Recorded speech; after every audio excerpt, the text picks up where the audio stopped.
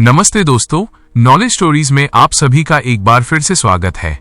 पिछले रोमांचक एपिसोड में हमने देखा कि कैसे वीर ने अंगार द्वीप की तपती धरती पर अपने ही पूर्वजों की आत्माओं को महाकाल असुर के वशीकरण से मुक्त किया। महाकाल का अंत तो हुआ, लेकिन खेल अभी समाप्त नहीं हुआ है। रुक्मणी मां ओझल हो चुकी हैं और वीर के सामने अब अपनी यादों को खोने का खतरा मंडरा रहा है। चलिए शुरू करते हैं। एपिसोड 28, विस्मृति का साम्राज्य और पाताल की गूंज। अंगार द्वीप के मणिक के टूटने से जो ऊर्जा निकली, उसने अंतरिक्ष और समय के ताने बाने को छिन्न भिन्न कर दिया था। वीर ने जैसे ही अपनी तलवार अग्निदंश को भूमि से निकाला, एक विशाल नीले छेद ने उसे निगल लिया। जब वीर की आंखें खुली तो वो अंगार द्वीप की तपन में नहीं, बल्कि एक शीतल श्वेत रेत वाले तट पर था। यहाँ का आकाश बैंगनी था और दो चांद एक साथ चमक रहे थे। वीर ने उठने की कोशिश की, लेकिन उसका सिर फटने लगा। वीर का स्वगत। मैं यहां कैसे आया? मां, गुरुदेव, रत्नपुर। शब्द उसके गले में अटक रहे थे। उसे याद था कि वो किसी की तलाश में है, लेकिन चेहरा धुंधला होता जा रहा था। रुक्मणी मां की ममतामयी मुस्कान अब एक कोहरे जैसी दिख रही थी। तभी उसे अपने हाथ में बंधी वो माला दिखी जो वेदी पर बची थी। उसे छूते ही एक बिजली सा झटका लगा। पाताल लोक, समय जहां उल्टा चलता है। वीर तट से आगे बढ़ा और एक विशाल नगर के द्वार पर पहुंचा। इस नगर की दीवारें पारदर्शी कांच जैसी थीं। द्वार पर खड़े प्रहरियों ने जैसे ही वीर को देखा, वे घुटनों के बल बैठ गए। प्रहरी, महाराज, आप लौट आए। वर्षों से विस्मृति नगर आपके अभिषेक की प्रतीक्षा कर रहा था। वीर चौंक गया। महाराज, मैं यहां का राजा नहीं हूं, मैं वीर हूं। वो रुक गया।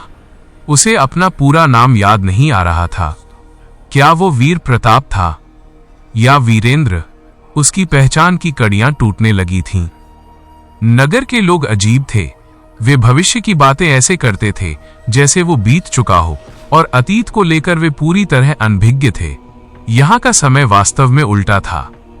लोग बूढ़े पैदा होते थे और धीरे धीरे युवा होकर विलीन हो जाते थे। राजप्रासाद के भीतर वीर को ले जाया गया। वहां उसका सामना एक अत्यंत सुंदर और ओजस्वी स्त्री से हुआ, जिसकी आंखें समुद्र की तरह गहरी और नीली थीं। उसका नाम था माया। माया, वीर, तुम अपनी यादों के पीछे क्यों भाग रहे हो? यादें केवल दुख देती हैं।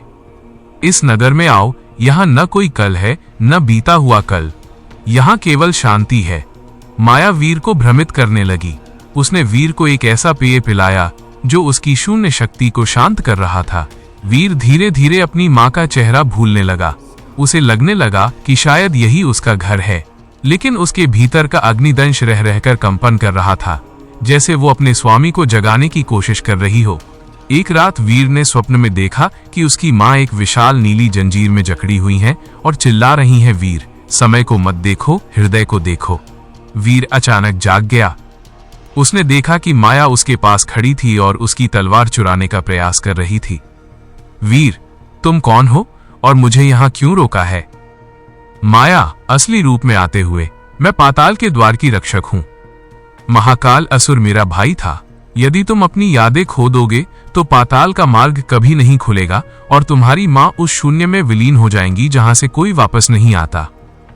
वीर को सब समझ आ गया। ये नगर एक भ्रम था, एक माया जाल जिसे उसकी याददाश्त मिटाने के लिए बनाया गया था।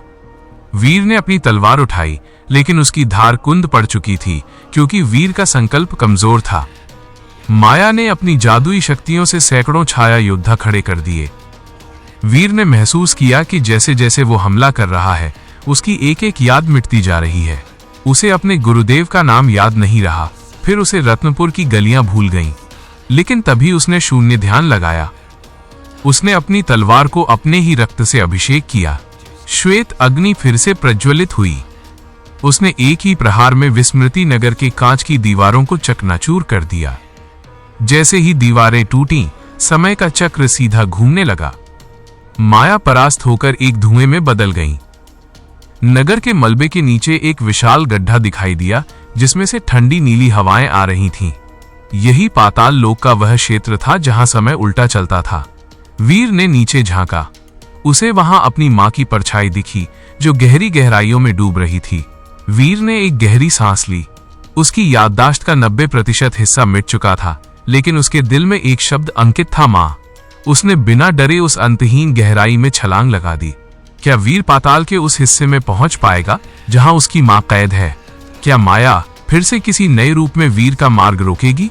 और सबसे बड़ा सवाल, क्या वीर को कभी याद आएगा कि वो कौन है, या वो पाताल का होकर रह जाएगा?